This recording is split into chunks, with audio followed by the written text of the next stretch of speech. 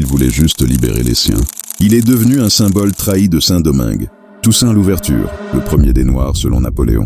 Au cœur de l'île de Saint-Domingue, aujourd'hui Haïti, là où le sang des esclaves a tant de fois rougi la canne à sucre, naît en 1743 François-Dominique Toussaint Bredat, futur Toussaint Louverture. Fils d'esclave, affranchi et lettré, il rêve de liberté pour son peuple. Guidé par une foi profonde, un mélange de catholicisme et de croyances africaines, il comprend que sa destinée n'est pas seulement la sienne, mais celle de milliers d'âmes brisées. À l'aube de la Révolution française, la révolte gronde à Saint-Domingue. Toussaint Louverture rejoint le soulèvement, mais plutôt que la violence aveugle, il choisit l'organisation, la stratégie et la discipline militaire. Son objectif, abolir l'esclavage et instaurer une dignité nouvelle pour les siens.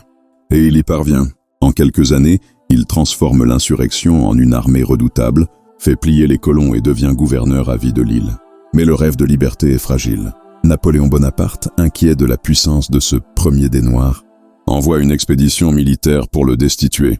Trahi, piégé sous couvert de négociations, Toussaint est arrêté et déporté en France. Il meurt en 1803 dans les geôles glacées du fort de Joux, laissant derrière lui un peuple debout, prêt à conquérir son indépendance. Certains disent qu'il avait la force de la divinité au goût et la sagesse de l'Egba. D'autres pensent qu'il portait déjà la flamme de la liberté qu'Haïti allait offrir au monde. Alors, simple général noir, stratège visionnaire, ou l'un des premiers artisans d'un destin libre pour l'Afrique et ses descendants. Je raconte des histoires que seules les archives connaissent. Dis-moi en commentaire si tu connaissais cette version de l'histoire. Abonne-toi car tu ne dois jamais rater les prochaines vidéos.